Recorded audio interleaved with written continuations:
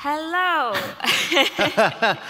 Here we are. Yeah, we've heard some impressive numbers already from the amazing moderator. Oh yeah, numbers. Numbers are so important. Yeah, I'm also going to ask you the first question about the number 50, which is amount of albums that you have actually released. Is that true? Because it's somewhere, I don't know the number. You know, and I put out EPs and I put out singles and I'm just dropping music all the time. There's music I've put out that's only in a YouTube video and nowhere else yet. So, but in terms of, I guess, what you find, how many little squares you find on my Spotify page, it's approaching 50. Yeah. But if it's really 50, like just for the reference, you know that Rolling Stones, for example, has less than 30 albums. Right, yeah. And so they better catch up. Yeah, no, I mean, I'm always putting out something, and it would be fun to maybe set a record one day, but that's not the goal, really. It's just that I have that many ideas that I want to get out there. But is the secret that you've got artificial intelligence working for you, doing all the job? It would be nice. I've only worked with AI in one capacity, really, which is a project I did with Magenta, which is a kind of team at Google that is really focused on how AI can inform art making in all different kinds of artistic disciplines, visual arts, music. So I was working with this team that had created a synthesizer that can analyze any two sounds and then combine them in different amounts, which was really fascinating. You can dial in, you know, I want 10% of this cat meow and 90% trumpet, and it'll make this new sound that's in between those two. And so I was creating music with them using that technology. But yeah, AI is actually starting to pop up everywhere in music. There's AI that will compose and produce music. There's AI that will master songs for you. The distribution platforms are using AI to better tailor your feed, you know, in YouTube or Spotify to hopefully bring you music that you didn't know you wanted. So what brought you 140 million views on YouTube? How did it happen? Well, I've been on YouTube for a long time. Is anyone here a subscriber? Okay, sweet. Yeah, I've been doing YouTube since 2010, is when I started posting more regularly. And my content's really shifted and changed over the years because I'm always interested in experimenting and trying new things. But it's always been focused around music. And I grew an audience by experimenting with different ways to make music. One of the biggest things was creating music using unorthodox sound sources. So I would sample 1,000 pairs of pants. I got 1,000 pairs of pants and I would make as many sounds as I could with them, and then I built a track out of that.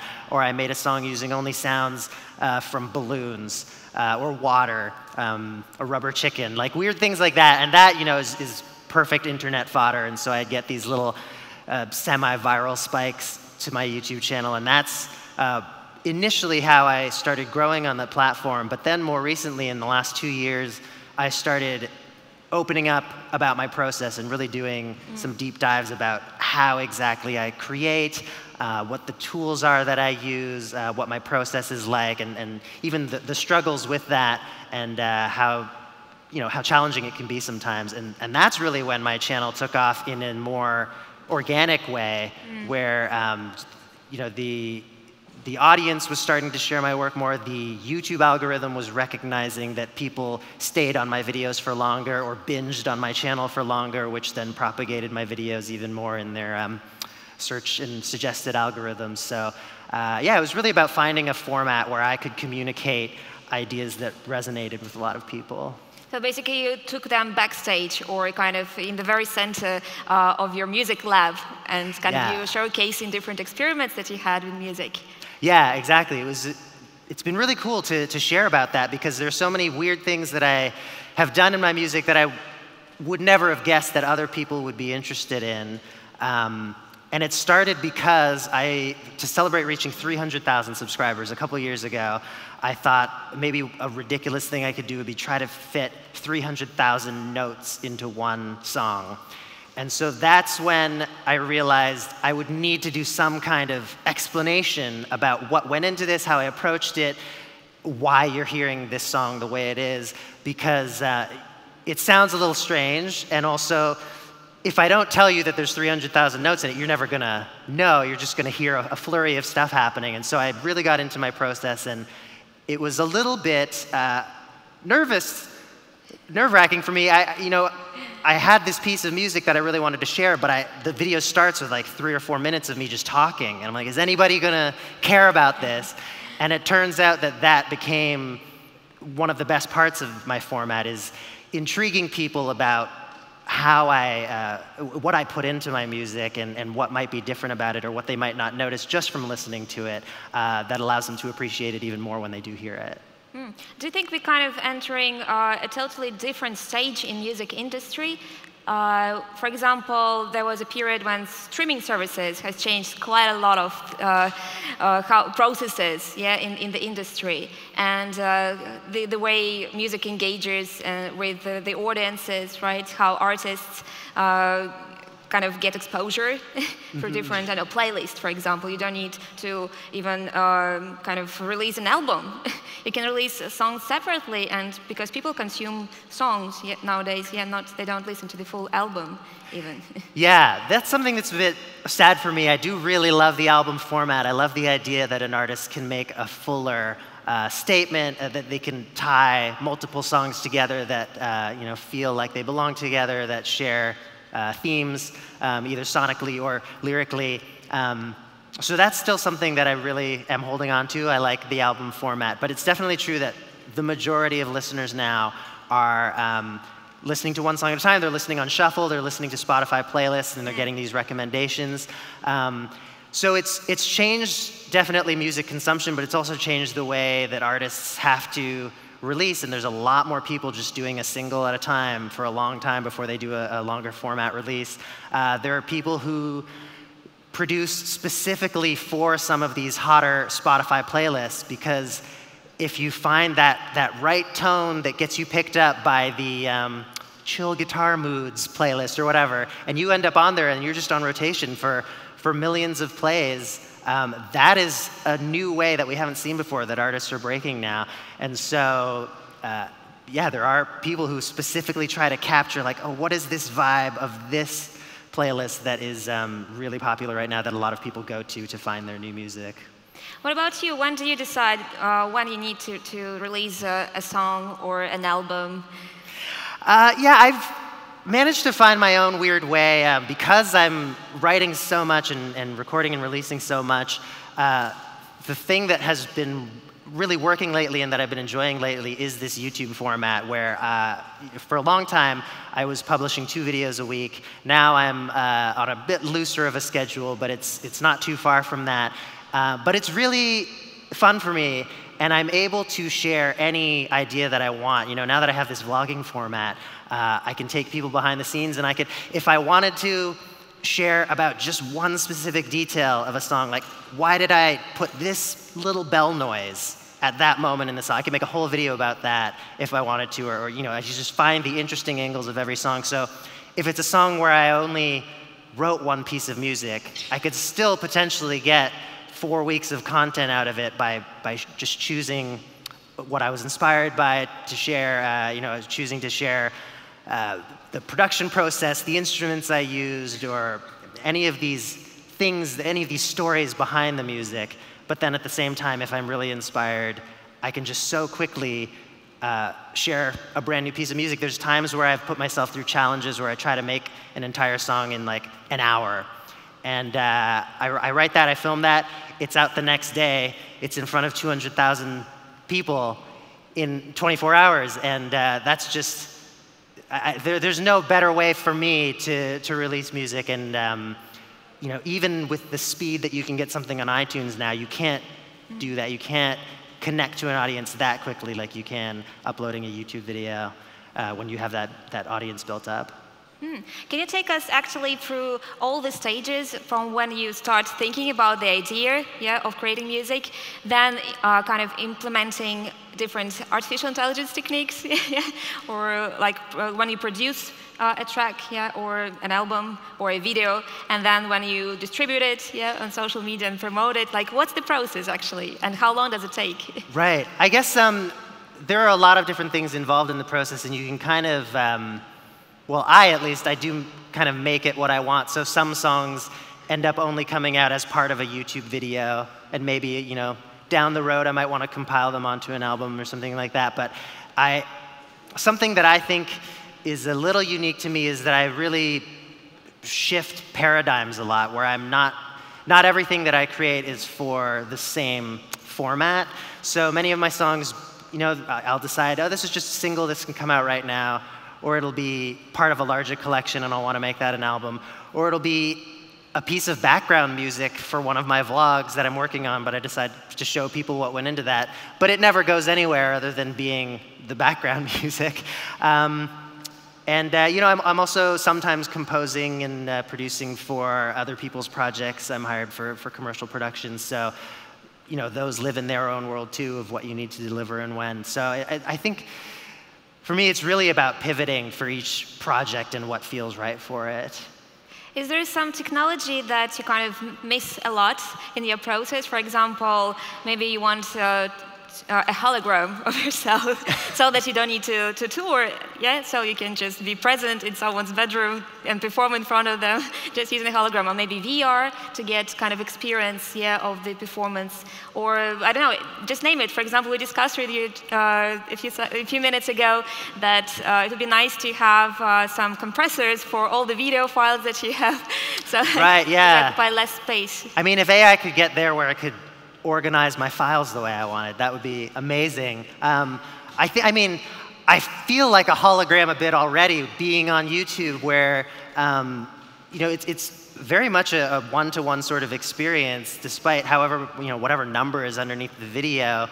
The viewers are often in front of their phone or their laptop, and they're, you know, I'm talking directly to the camera, directly to them, and I would love to explore ways that that experience could be amplified with VR, with 360 video. I was at YouTube headquarters a little while ago, and they were showing some ways that maybe streaming or video making could be done in sort of a 180-degree video experience, like a 3D sort of thing, where I was watching someone do a cooking show, but you really feel that much more like you're wearing the headset, and you can get a bit of depth of field watching them, and there's nothing behind you, which I think is fine. I don't think we need the 360 experience for most types of content, but it was really cool just to be more immersed in that, and so that's something that I think, if it becomes more widely available, I'd love to explore. Well, that's a bit of a complicated technology to kind of produce all sorts of videos in this kind of VR type by yourself. For sure, yeah. It's so much more data that needs to be collected and then distributed, but we'll probably get there.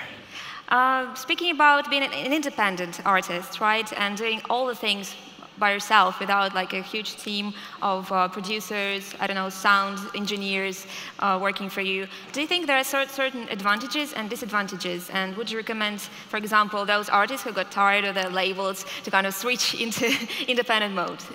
Yeah, I mean, I think there's benefits to both, and I've been really excited about the way that I've found to do my thing because it allows me a lot of flexibility in what I create, and I can, you know, like I was just saying earlier, the song I'm inspired to write that day, if I feel like it's ready, I'll put it out tomorrow.